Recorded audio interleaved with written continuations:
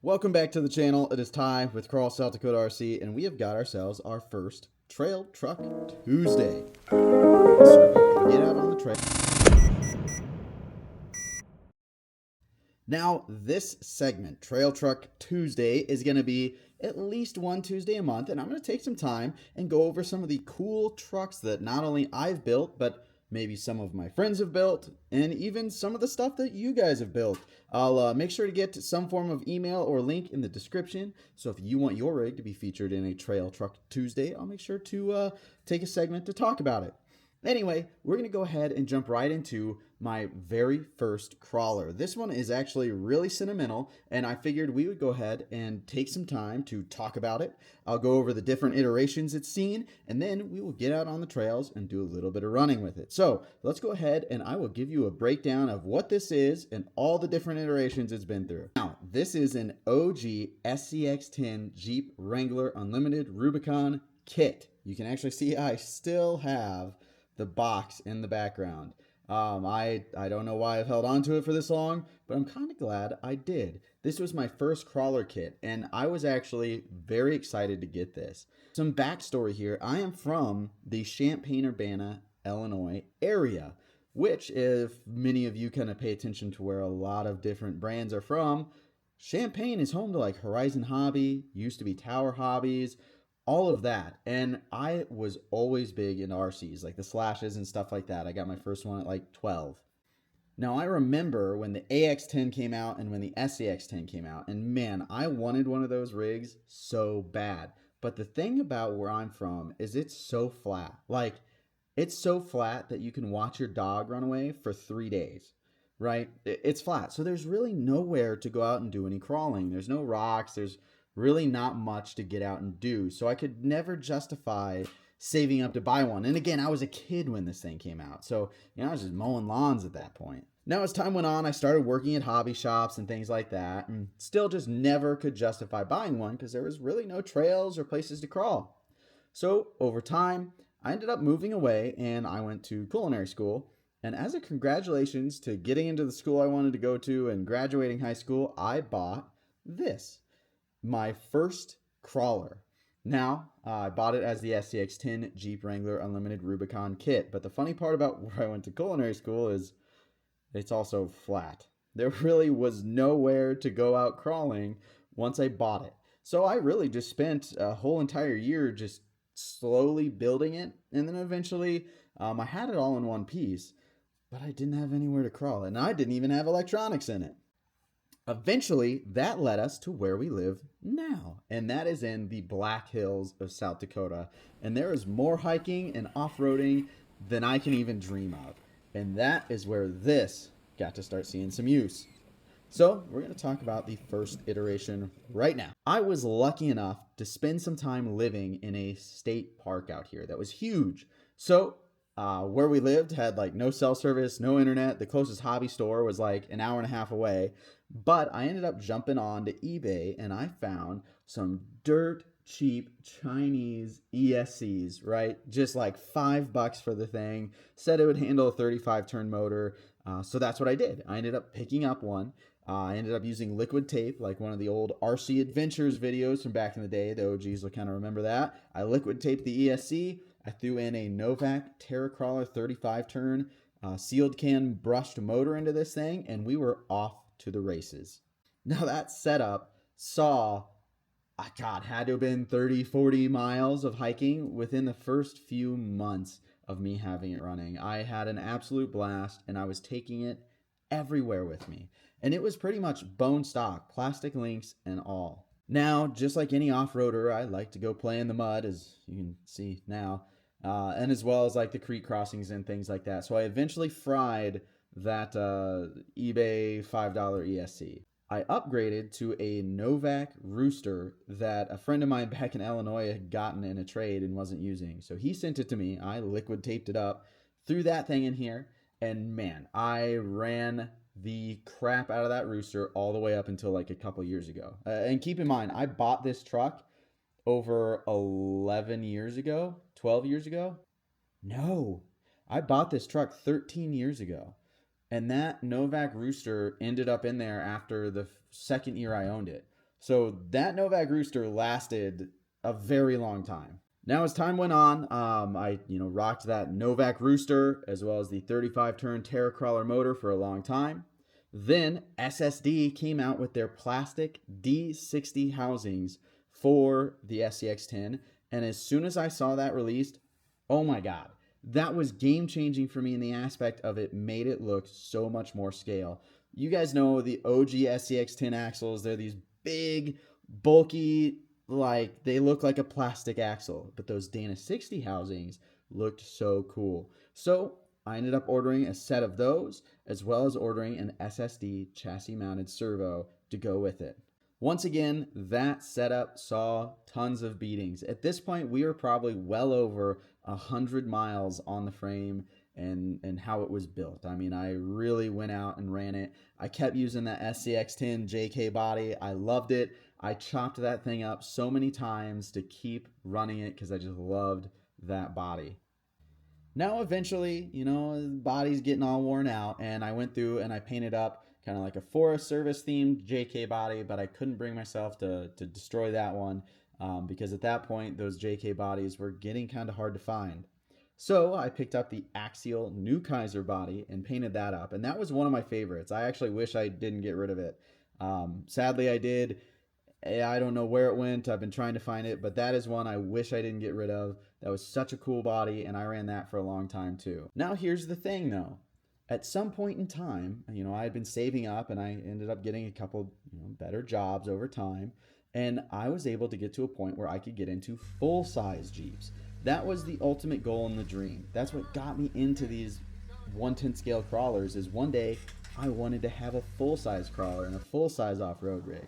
So eventually that's what I got into. And this thing went to the shelf for a while, unfortunately.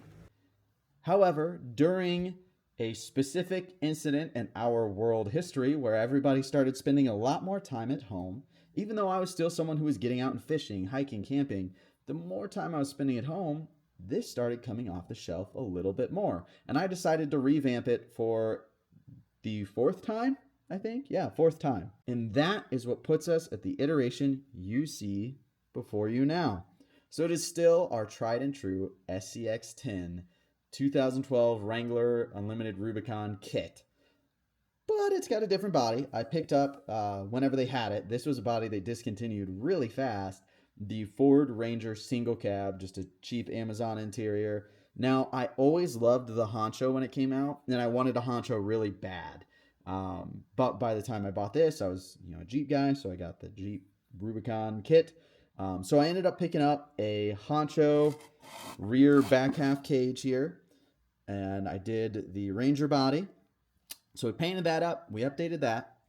I really like how it turned out. This is more of like a trail truck now. It used to be kind of like a little bit more crawlery, but I want to try and preserve this body the best I can. Let's go ahead and take a look underneath, and I will go over how it's set up now. I'm going to start with the drivetrain, and we'll move ourselves forward and back. So right now it has a Holmes Hobbies Trailmaster 27 turn Sport, and it is paired up to a Hobbywing 1080 ESC. I have fallen in love with these little ESCs in the aspect of they are so easy to program, and I can run 8.4 volts to my servo without having to run a Castle BEC or BEC, anything like that. So I have absolutely loved those. Now, bringing you guys around to the front, I ended up upgrading to a locked up RC chassis mounted servo setup. I've got RPM shock towers front and rear, as well as Vanquish shocks all the way around. Those are just some that I'd found at a local swap meet. I've got this, I can't even remember who makes this battery tray here, but that's been on there. I've got a chassis mounted servo up here. Just a random servo I had found that I plugged into a receiver and was able to make it work. All right, so here we are under the rig, checking out the axles, and I wanted to stay true to what I had swapped under it so long ago, and that was those SSD D60s, which I still have. I went ahead and picked up these SSD Pro 44 axles, got a set of them used for a really good price, and I thought they just looked really good under this thing. Not really, there's no overdrive, there's like some brass C-hubs, but other than that, we got some Vanquish knuckles on it that I got for a good price. Nothing absolutely crazy there. Oh, I did some digging and I found this guy, Merchant Metal.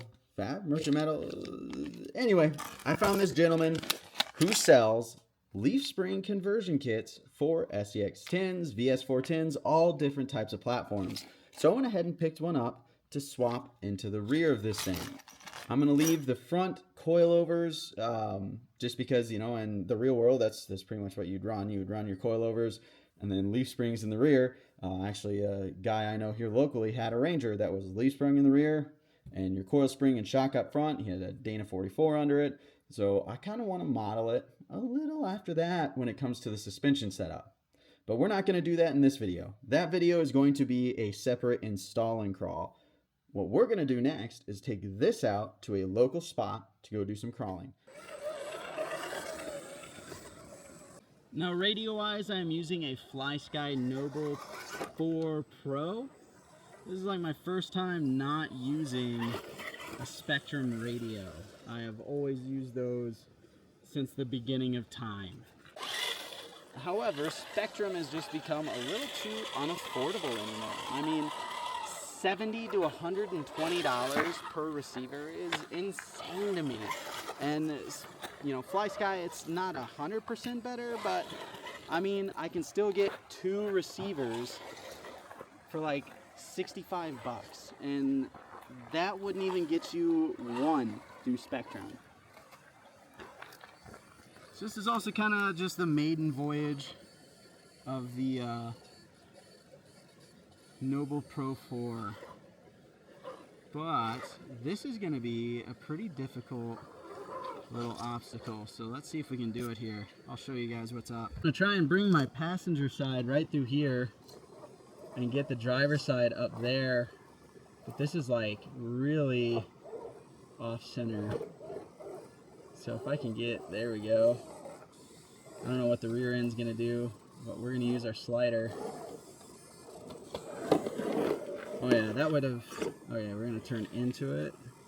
I'm gonna get you guys out of the way before I take you out again. We are very, oh hey, nice save.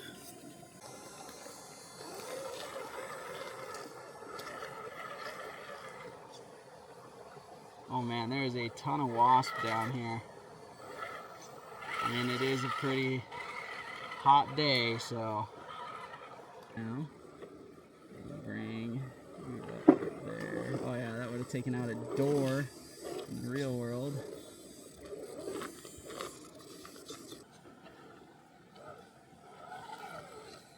I will give it. Oh yeah, it's a Savox servo, as you can tell. That's one thing that has not changed. They are still super noisy. Alright. We're gonna give it a bump. Uh-oh. Not that hard. Alright, let's try this. We're gonna go back.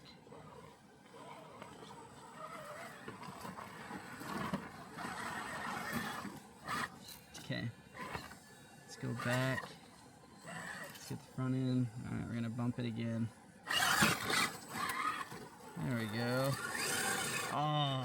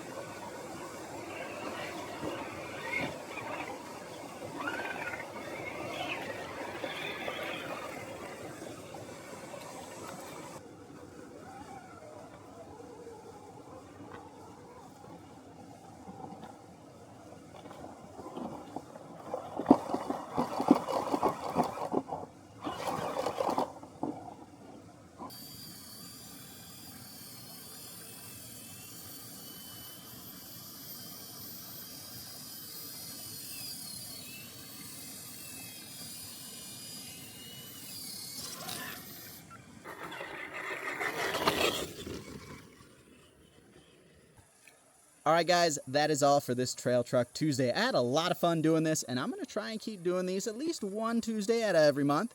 And with that being said, if you want to see your rig on Trail Truck Tuesday, I'm going to go ahead and leave a little email down in the description. Feel free to shoot me over your rig, the specs, some pictures of it, videos if you can do that, and I'll make sure to talk about it in the next one. I want to do this at least once a month and just have a lot of fun showcasing some of my rigs, some of your rigs, some stories about each rig. That's what makes them fun. I mean, just like the full-size Jeeps and the full-size 4x4s, they all have their own little story, so we might as well start highlighting it. All right, guys, with that being said, I'll catch you in the next adventure.